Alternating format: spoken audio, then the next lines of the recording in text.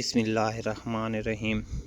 آج کا ہمارا عنوان ہے وضو میں کوتاہی کا انجام۔ ایک سفر میں ہم حضرت صلی اللہ علیہ وسلم کے ساتھ تھے۔ آپ صلی اللہ علیہ وسلم ہم سے پیچھے رہ گئے۔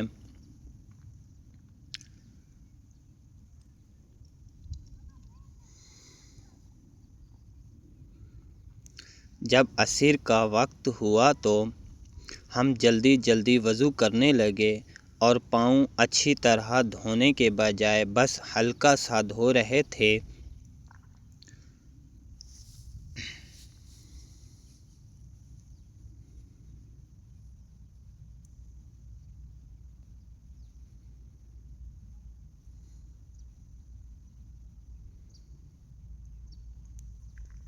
یہ دیکھ کر آپ صلی اللہ علیہ وآلہ وسلم نے بلند آواز سے فرمایا، ایڑیوں کی خرابی دوزخ سے ہے۔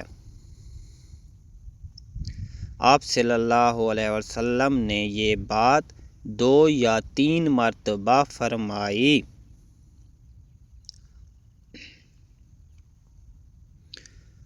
اس سے ہمیں یہ سبق ملتا ہے کہ وضو مکمل اور صحیح طریقے سے کرنا ضروری ہے، خاص طور پر پاؤں ایڑیوں کو اچھی طرح دھونا۔